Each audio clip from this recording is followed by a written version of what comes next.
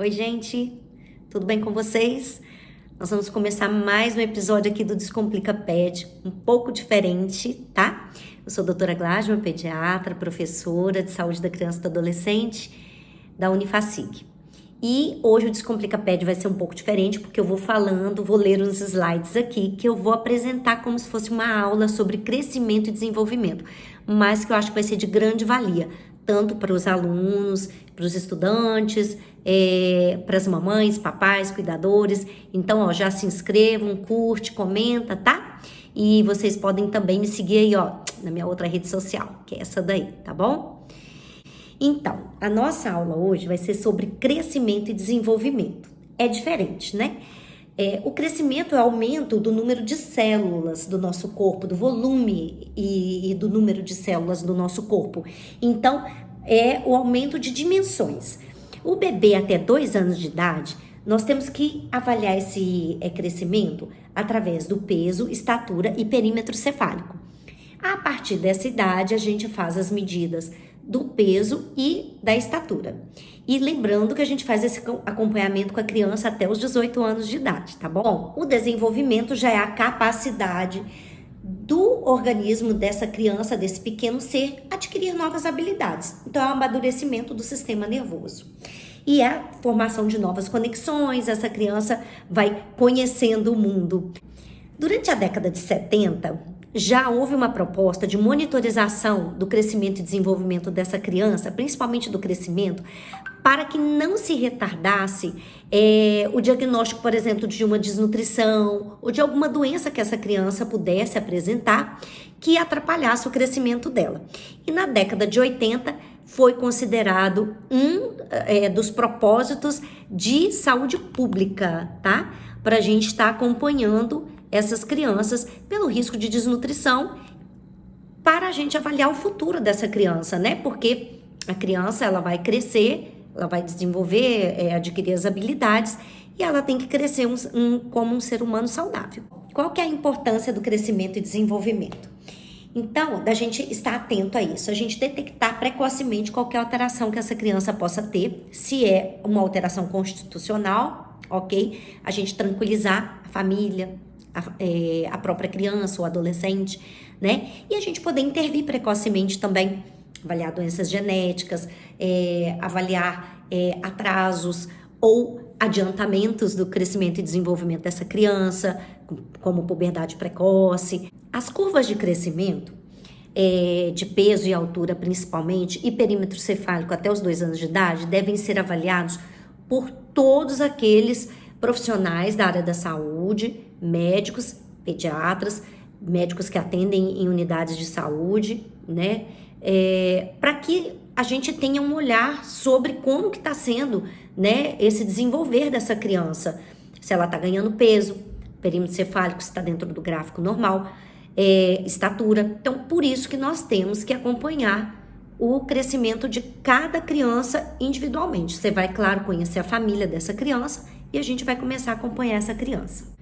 No Brasil, a gente usa o gráfico de acordo com a Organização Mundial de Saúde e com o Ministério da Saúde, onde nós temos a avaliação dos percentis e a avaliação do score Z, né, que a gente tem os desvios padrões, que eu vou mostrar alguns exemplos para vocês aqui numa tabelinha. Vou deixar aqui para vocês a tabelinha, ó. Deixa eu deixar essa tabelinha aí para vocês, tá? Ó, vou colocar ela aqui, ó. A tabelinha, tanto dos percentis quanto do score. Lembrando que nós temos o gráfico do menino e da menina, de 0 a 2 anos, separados, porque por conta do crescimento, que é diferente de um sexo para o outro. E temos também, a partir de 2 anos até os 10 anos de idade, no cartão, na caderneta da criança, né, que é o passaporte para a cidadania, e nós temos até os 18 anos também um gráfico. E nós temos um gráfico específico também para o prematuro, que é o gráfico de Fenton. As fases de crescimento são divididas em 3 fases, que é aquela fase intrauterina e do lactente, depois do pré-escolar e do escolar, e depois a puberdade. A média de crescimento no primeiro ano de vida da criança é de mais ou menos 25 centímetros. Então, aquela criança que nasceu com 50 centímetros, espera-se que pelo menos ela tenha 75 centímetros. Lembrando, gente, que medicina 1 mais 1 não são 2, né? Então, isso vai variar muito de constituição familiar, né? De como essa criança vai ser exposta ao meio, né? Que a gente vai falar daqui a pouquinho. No segundo ano, essa criança cresce de 10 a 12 centímetros. No terceiro ano, 5 a 7 centímetros por ano, mais ou menos, tá? Pode oscilar, com um ligeiro acréscimo, mais ou menos 10 centímetros, né? Algumas crianças aí que têm estatura de pais e mães muito altos. Depois nós temos o estirão puberal, né? Onde as meninas crescem mais ou menos 8,5 centímetros por ano e os meninos 8,5 centímetros por ano.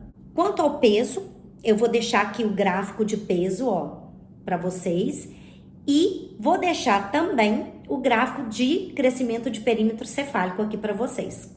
A puberdade é uma fase onde nós temos outras coisas para avaliar no crescimento dessa criança, além do peso e da estatura. Nós temos mama, nós temos os pelos das genitálias e o tamanho dos testículos. Então, isso tudo está classificado numa tabela que chama tabela de Tanner, né?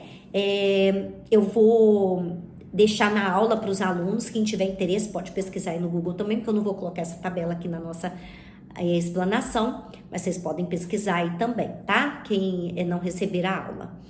E essa é a tabela, uma tabela de desenvolvimento de puberdade, onde nós podemos até ter diagnóstico de puberdade precoce ou atrasada. Quais são os fatores que influenciam e controlam, então, o crescimento? Primeiro, nós temos a avaliação genética, a herança, né? Pai e mãe cotoquinho, né? Muitas vezes podem ter os filhos pequenos, né? E alguns crescem, né? Alguns podem crescer. Nós temos fatores externos, né? Sol, alimentação, atividade física, o que essa criança é exposta, né? E os principais hormônios são o GH e o IGF-1, que é o Insulin-like Growth Factor 1. Temos também os hormônios tiroidianos, os hormônios sexuais, tá? Que inclusive são responsáveis por aquele estirão. Quais são as principais doenças que afetam o crescimento? Lembrando que alimentação ruim, sedentarismo, obesidade, doenças genéticas podem alterar o crescimento, doenças hormonais como hipotireoidismo, tá? E algumas outras síndromes que também estão associadas com baixo crescimento, principalmente baixa estatura e obesidade infantil. E aquele bebê também que foi gerado naquelas mães que fizeram abuso de álcool ou de outras coisas ilícitas e que também tiveram aquelas doenças como as torches, né?